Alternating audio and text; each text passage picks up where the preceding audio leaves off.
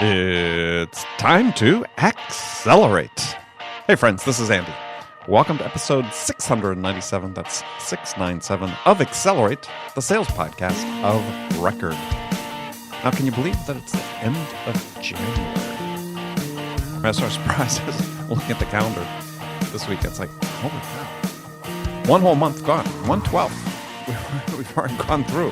So I hope it's off to a good start for you. And I have another excellent episode this week to help you get things going and a new perspective on sales and what you're trying to accomplish. Joining me today is Matt Suggs. Matt is the Executive Vice President of Mediafly. And today, Matt and I are talking about how to create interactive buying experiences. You know, we all know B2B buying behavior has changed or has continued to change as a result of access to all the information available online and all the other sources that are out there. So today, Matt and I are diving into how sellers must assess what misinformation a buyer may have prior to digging into, engaging with the salesperson, and what that means in terms of your selling process, right? So if they're misinformed, how does that inform how you sell? So we're going to dig into their buying process and also talk about what's changed in terms of what the actual point of entry into the buying process is today. And Matt will describe what ready to buy means from the customer point of view and what that means for you as a seller and what that has, the impact that has on you in terms of when you actually engage with the buyer. So, all right, let's jump into it with my guest, Matt Suggs. Matt, welcome to the show. Thanks, Andy. How are you doing today? I'm doing great. So, where are you today? I'm at Mediafly headquarters on the 20th floor of the old Stone Container Building in Chicago. Now, which one is that? So if you watch like football games, the Bears playing, sure, they show the skyline. It's the building that looks like it was cut at a 45-degree angle. So it's a real. If you see it, you'd say, you'd recognize it from those. Yeah. broadcasts. So an older building. It's been around for a while. It was also featured in a movie. What's that? What's the address? Adventures in Babysitting movie. It's that building. So it's 150 North Michigan Avenue. Oh, okay. In Chicago. So for people who, and here we are, just completely off the track already, but part of my show is, but if you're ever in Chicago and you want to do something really fascinating, is take the architecture tour on one of the tour boats on the river. It is so interesting. There's such incredible architecture in Chicago. It's a great way to see a good portion of downtown Chicago. And the tour guides are great. We actually took our customer summit was a couple weeks ago. We took all of our customers on the architectural tour. Yeah, I've done it a couple times. I really, really enjoy it. I have to admit, I had to sort of be talked into it by my wife. And then once we did it, it's like, okay, let's do it again. I'm sold. Fascinating history of the city and history of tall building architecture in the United States. I mean, Chicago was really at the forefront of that. So yes, it was. If people are into architecture, that's the one. All right. So to business here is we're going to talk about changing buyer behaviors. And so one of the premises, when you originally reached out to me and we talked about being on the show is this notion that B2B buyers are changing their behaviors and that they more closely mirror the behavior of B2C buyers these days. Tell us about that. Why do you think that's the case? Well, I think in the B2B space, it's pretty common knowledge, or you probably read about it or heard about it, that buyers are changing as a result of their access to information. So the point at which they will typically engage with a salesperson is later and later in their evaluation. A lot of them are doing their research online or through other methods, trade shows, analysts, or sometimes through crowdsourced review sites before they even want to talk to a salesperson. Well, let's pause there for a second, because this is a point of no small contention in the sales world. I would say people are pretty split down the middle, whether they think that is the case or whether they think that's not the case. I mean, there's certainly the Gartner crowd, other researchers, they've used that statistic. I've used that statistic in a book before. Yeah. But yeah, it was an equally fervent group of people who say, no, that's not the case. Is that yeah, the seller outreaching to the buyer is really what initiates. Yeah. What do you think accounts for that difference of opinion? And these are very strongly held opinions. This is not just a matter of conjecture. Yeah. Well, I think the idea that B2B buyers are doing things differently than they did 20 years ago is probably not a point of contention. No. I think what's the point of contention is what's the result going to be? Because, you read articles that are entitled things like Death of a Salesman. And, if you're in the sales world, I mean, that's a pretty negative thing to read. Hopefully you're not believing that. If you do, yeah, but yes. Yeah, I personally, I don't. I think but it does change the way you have to engage with those buyers. Because the assumption is that because they've gone out and done more research before engaging with a seller, that they know more about what they're about to buy. Sometimes they do, but many times they don't.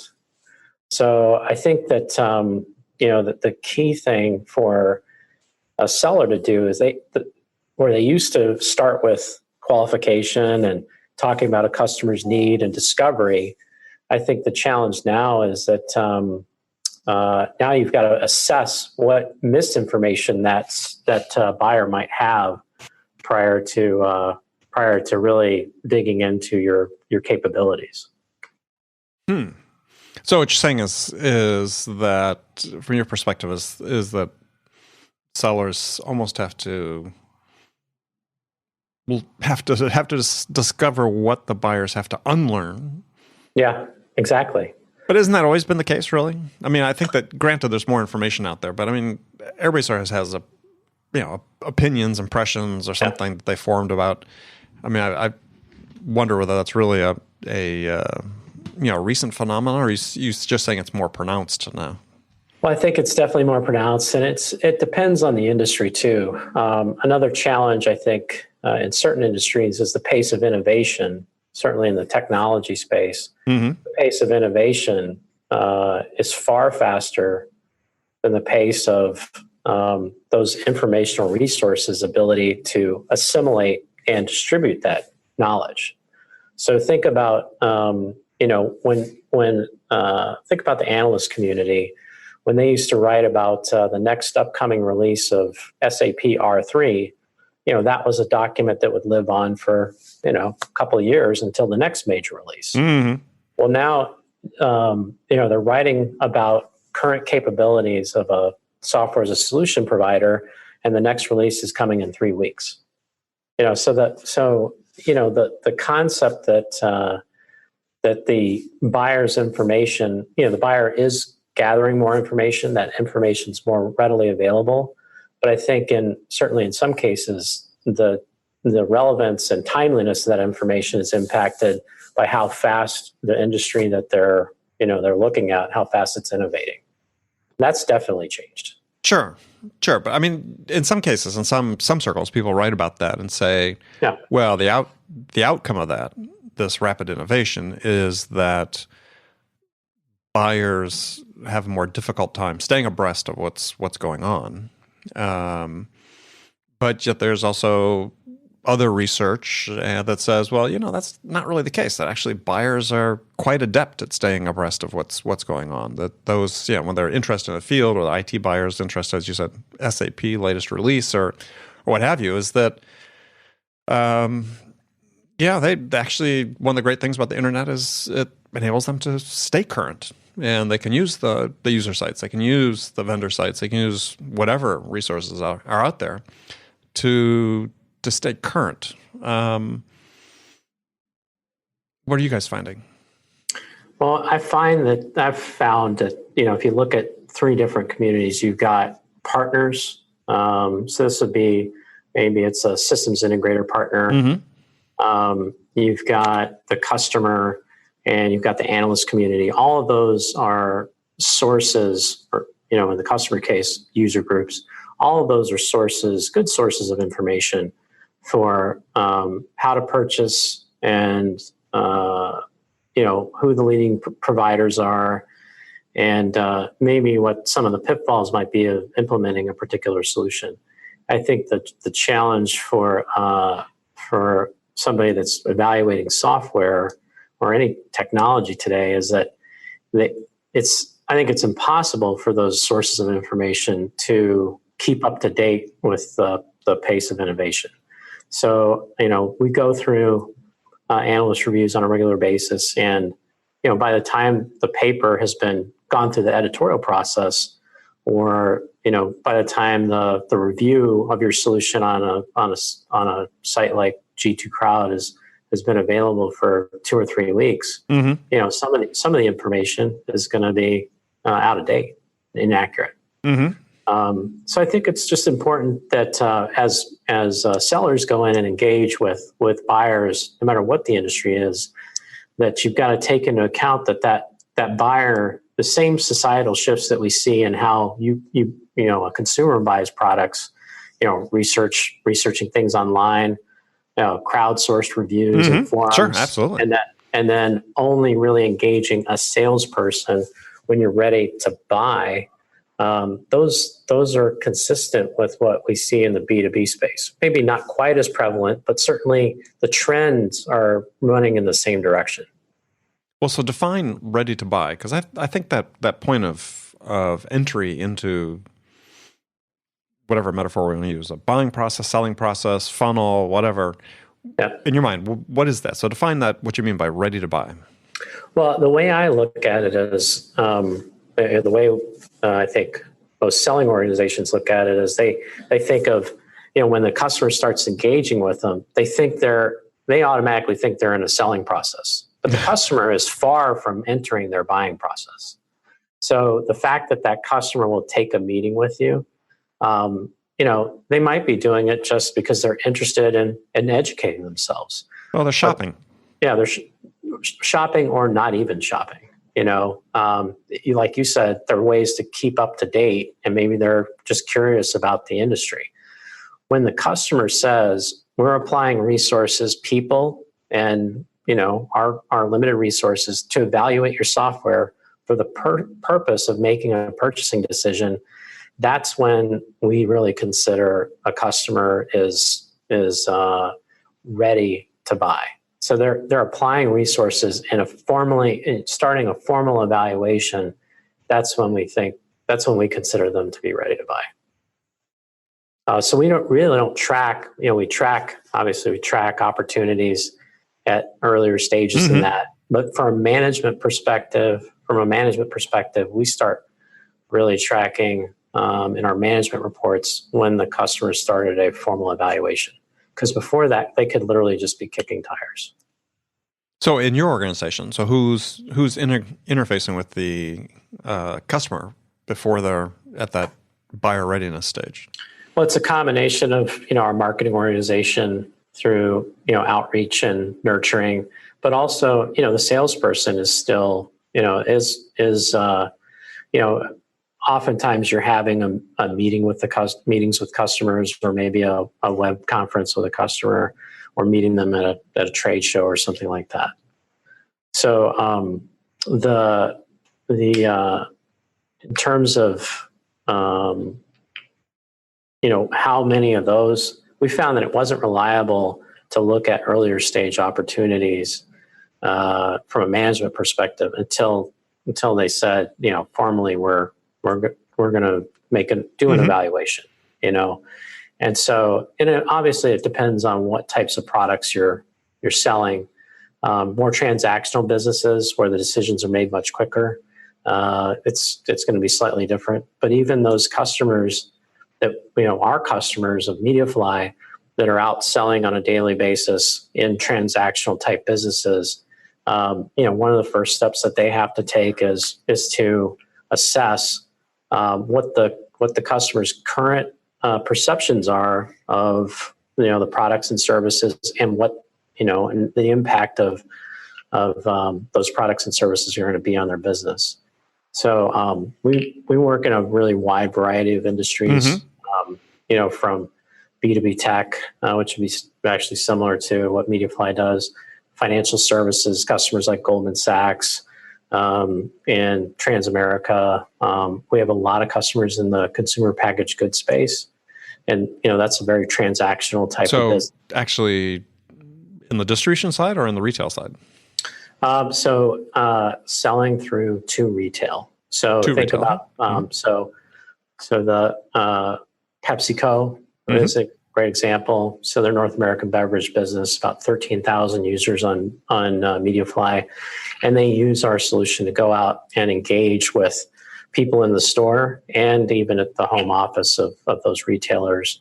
And, one of the first things they have to do is break down the perceptions that those customers might have. Another one of our leading customers is Miller Coors, and they use data insights to help break down those perceptions. So everything they do, whether it's in their on-premise business in the bars and restaurants, to the retail classes of trade, in grocery, liquor stores, convenience stores, the way that they sell into those outlets is by using data insights to show that customer something they didn't know before. Well, give us an example of what that is, because that's insights is a term that's so casually thrown around these days.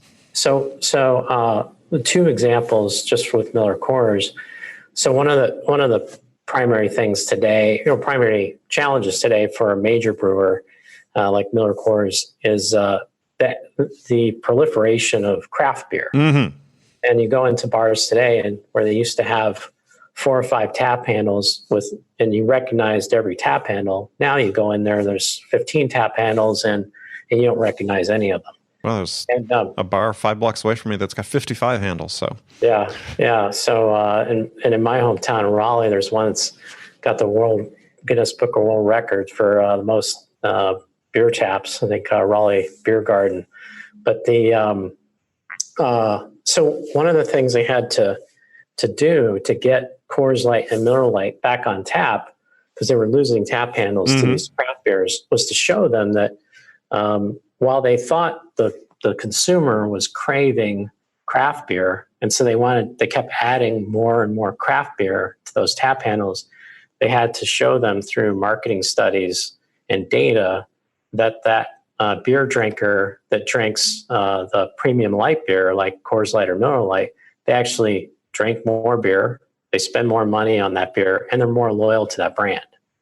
And so it boils down to an interactive conversation with the bar or restaurant owner, resulting in a on-the-spot business case. This is how much more money you're going to make by replacing, this craft beer with Miller Lite, Coors Light.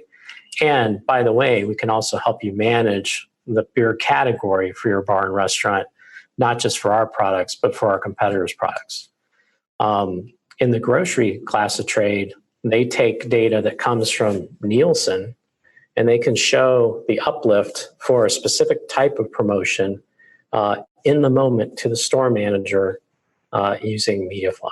And that kind of data, they're basically saying, if you put 100 stack of beer here and you support it with an ad, the uplift for your store is over the next 3 weeks is going to be X. And they can do that at that specific store level using data that they couldn't apply to that selling scenario prior to using Mediafly. And so what are you doing that enables that? I mean, they have data on one hand. They could print out a report and given it to the guy. Exactly. And they did, but nobody used it. Right. So what are you doing that's making it usable? What we're doing, first off, the data that they had from Nielsen really stopped its dissemination at the marketing group. So our application allows the salesperson to go in, select the specific store that they're in. They can compare the Miller Coors products to the competitors' products side by side, and the data is updated for the specific selling period and the specific store in the moment. So it's very easy for them to point and click and generate basically a business case for why they want to buy that promotion on the spot with the store manager. So just make sure I understand. So if somebody's using Mediafly, is that integration of the data, is that done by the customer, or is it you guys connect the pipes That's- into Mediafly and you actually do the aggregation and reporting? So it's actually a combination, because in some cases, in the case of that grocery class of trade, it was really Mediafly working with Nielsen as one of their connected partners to surface that information. And then they have another capability, which was a internally curated set of data that would show their customer in a liquor store outlet or convenience store. It would show them products that they did not stock in that store that sold well in that market. Mm-hmm. Originally they called that Smart SKU, but they've got another name for it now.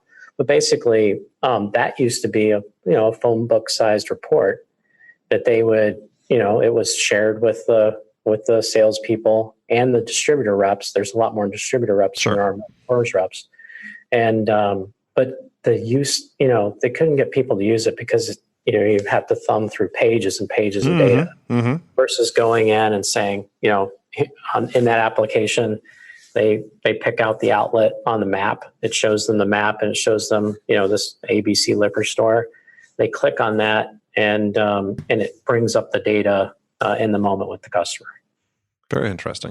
So we look at data insights, the use of tools, interactive tools that gather information from the customer and then produce a value proposition or a TCO model or an ROI for that client to back up the purchase of a product or service. Those are ways that you can break down the conceptions or preconceptions that a buyer might have prior to you engaging with them. Yeah, well, I mean, it gets you to. I think it's one of the things that's interesting about that is that the way I experience decision making through buyers over my years in sales is they sort of two-step decisions. They sort of make this first the go no go decision, right? And they need that data that you talked about to really make that go no go decision. Is do we have the decision or enough information now to make the decision whether we should do this or not? And yeah, if you can be the vendor bringing that information to the table, that's pretty powerful.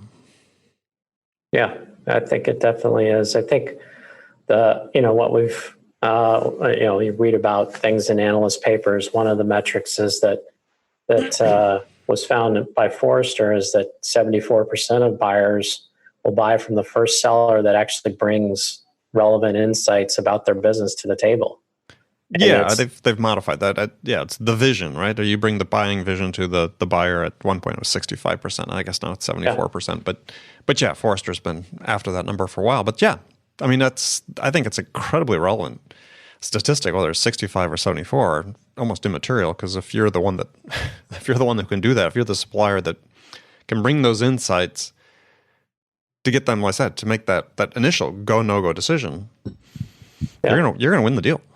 And that's what we're trying to do with helping our customers become evolved sellers, because as in life, half the people or 3/4 of the people out there are never going to bring that insight, right? They're going to show up with the same PowerPoint deck that they showed last week to another customer and go through every slide of that deck, not ask a question. So for those organizations that actually want to step up their game and become more of a consultant to their customers and assist their customers in building better businesses, the evolved selling model works really well. Well, so we'll get into that here in the time we have remaining. But so what is the Mediafly is a sales enablement platform. So what is the secret sauce? Is it that being able to take in the pipes of data and work those to present those in a usable form that's valuable for buyer and seller alike, or? It's a combination of things. I mean, the company really started focused on assisting large enterprises and distributing sales-ready content and measuring the usage of that content in an effective way.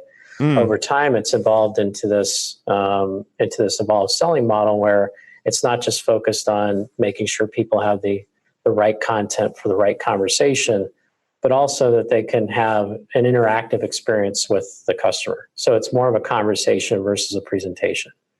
And that they can, pivot, they can be more, they can weave in the data insights from all the data sources that, companies are creating all these data warehouses and data marts and have a lot more data than they used to have. But that doesn't mean they've used it more effectively in front of their customers. Sure, absolutely. And so, those types of insights are critical.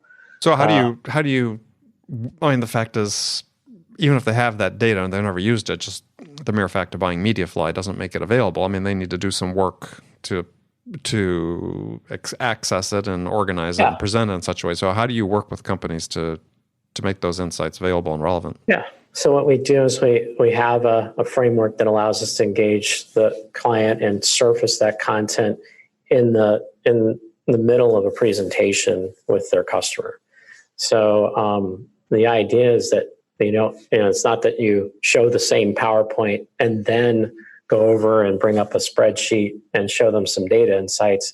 It's that you can weave those data insights into a presentation that feels like it's all one thing, and in fact, it's a collection of content assembled by the sales rep. Mm-hmm. So, ultimately, it's sitting down with our customers and determining what data sources they have that could drive a decision more effectively if that data was used in the field. Most of our clients, they know what the data is. I mean, they know which data points should drive a buyer decision. But getting the salespeople to actually use that data in the format that it's in when we arrive is challenging. So what we're doing is, think of it as like slices of massive data sets. We're taking slices of those data sets and surfacing them in a way that's not only is it consumable for the customer, but something that's actually consumable for the seller. Most sellers are going to find the one thing that works for them and keep using it. And the seller, it's got to be simple enough that the seller has confidence in their ability to present it. Right. So the challenge for sellers today is not that marketing isn't producing enough content. No. The challenge for sellers is their confidence in that content to drive a decision. And so I think that that's what we really focus on with our customers is identifying through analysis of their method of selling. We want to identify what value that seller brings to their buyers, and make sure that we're surfacing that in a relevant and timely way through the salespeople in these interactive experiences. Mm-hmm. Yeah, I mean, I think that to me this makes sense. I mean, a lot of what I hear from sales enablement, some segment of sales enablement, is basically just surfacing the right content at the right, what they consider to be the right time. And to me, that has sort of limited value add. For sales reps who are experienced, they're going to know that anyway. But the data insights, that's taken it to a different level. That now you start having a real conversation about outcomes. That's tangible, quantifiable. And I think this is really a huge failure point for most B2B sellers, especially in the little more complex sale, is they don't. Yes, they may be able to present a vision to somebody about what to do, but until that can be reduced to dollars and they can quantify what the value they're going to receive from it is, you're not going anywhere. Yeah, I would agree with that. I mean, very few purchases, especially major purchases, large capital purchases, they really need to be driven off of a value proposition, whether that's TCO based or ROI based or return on capital, whatever. Yeah, or maybe it's something that's based on an uplift in revenue. Mm-hmm. There's got to be a business impact, and that's a big area of focus for our clients. We've got another customer that's in the manufacturing business, and they've recently deployed an interactive TCO calculator, and it's very simple for the salesperson to sit down with their customer and compare the current production system that they're trying to replace with a number of products from our client. And they can take into account labor rates, rework rates, in a series of it's a very sequential model. It's really easy to navigate through. But at the end, it spits out a TCO calculation on the dollars and cents impact of making that change. And with the click of a button, it produces that TCO report, basically a proposal, with no other action by the sales rep. He just has to press a button, and that can be sent immediately to the customer as a leave behind. And the impact of that is that, as sales management is looking at their reports, they can see, along with the sales rep's pipeline, they can also see how many, because this information is all pushed over to the CRM system as well. They can see how many of those customers that are in a certain stage have a TCO model calculated for them. And for people listening, total cost of operation, I think you're talking total about, right? Total cost of ownership. Ownership, right? Okay, Yeah. So total cost of ownership in this particular industry is the way that they measure the manufacturing equipment that they purchase. Yeah, well, I think that another thing that's interesting about this approach is that, for me, as I look at actual sales productivity, is the ability to have this type of data and provide it to people in this type of format, is that theoretically you're going to reduce the number of calls required to reach a certain point where the customer is informed to this level of to this degree, let's say. So, yeah, I think that at least in terms of the total amount of time required, number of selling hours required to get somebody from initial point of interest to a sale, this should reduce it. Yeah, it absolutely does. I think,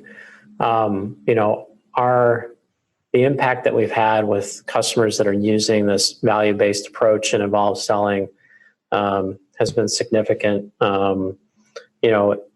We also have customers that are still deployed basically as sales enablement, getting content in the hands of the sellers. But we see all of our customers eventually moving over to a model that's based on being more dynamic and interactive in front of the customer, more integrated with not just their CRM system, but also with marketing automation solutions, and leveraging data insights to drive more effective engagement with their customers. Yeah. That's a very interesting approach. Well, good. Well, thank you very much for the time. This has been great. So tell folks how they can find out more about Mediafly and connect with you. Yeah, so you can come to mediafly.com. So it's www.mediafly.com, and or you can check us out. We're always at the Salesforce events like Dreamforce or the World Tour events. Reach out to us, and we'd be happy to talk to you about what we can do for you as an evolved seller. All right. Well, good. Well, Matt, thank you very much. All right. Thanks a lot. Okay, friends, that was Accelerate for the week. First of all, as always, I want to thank you for joining me. And I want to thank my guest today, Matt Suggs. Join me again next week as I welcome my friend Skip Miller to Accelerate. Skip's the founder, president of M3 Learning, one of the real sales experts around. He's author of a couple of best-selling books, Proactive Selling and Selling Above and Below the Line. And Skip and I are going to talk about the big changes that are really needed in B2B sales. So be sure to join us then. But before you go, don't forget to check out The Sales House. It is the all-in-one sales development, sales growth program for B2B sellers. Visit The Sales House at thesaleshouse.com/join. Look forward to seeing you there. So thanks again for joining me. Until next week, I'm your host, Andy Paul. Good selling, everyone.